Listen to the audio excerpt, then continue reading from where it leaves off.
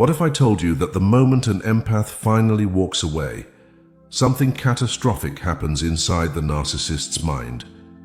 Stay with me, because what Carl Jung discovered about the narcissistic psyche will completely shatter everything you thought you knew about these relationships. Carl Jung said that narcissists live in what he called psychological imprisonment.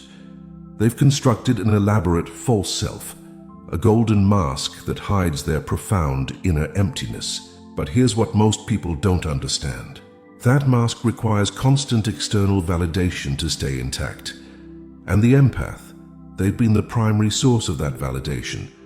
So when the empath walks away, something terrifying happens in the narcissist's psyche. According to Carl Jung's theory of the shadow self, narcissists have buried their authentic identity so deeply that they no longer know who they really are.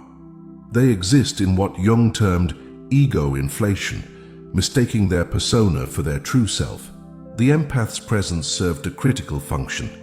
They provided the emotional supply, the mirror that reflected back the narcissist's carefully constructed image. But when that mirror walks away, the narcissist faces what Jung called the confrontation with nothingness. Here's where it gets absolutely fascinating. Carl Jung discovered that narcissists operate from what he termed a fragmented psyche. Unlike integrated individuals, they haven't faced their shadow. They haven't acknowledged their wounds, they've simply covered them with grandiosity. The empath, without even realizing it, was filling these psychological fractures. They were the emotional glue holding the narcissist's false self together. And when they leave, those cracks don't just show, they become chasms. Listen carefully to what happens next, because this is where the narcissist's world begins to collapse. According to Carl Jung, when someone loses their primary source of narcissistic supply, they enter what he called psychological disintegration. The carefully maintained illusion starts crumbling. The narcissist experiences what Jung termed ego death, not a spiritual awakening, but a terrifying loss of their constructed identity. But here's what will absolutely blow your mind. Carl Jung observed that narcissists lack what he called the transcendent function. They cannot hold opposing truths. They cannot sit with uncomfortable emotions. When the empath leaves, the narcissist cannot process the loss like a healthy person would.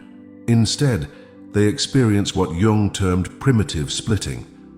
The empath goes from idealized to demonized in an instant, not because of anything the empath did, but because the narcissist's fragile psyche cannot tolerate the abandonment.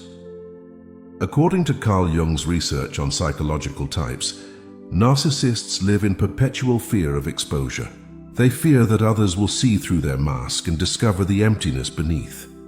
The empath's departure triggers this primal fear, because if the empath, who saw them at their worst and still stayed, has now chosen to leave, what does that say about their true worth?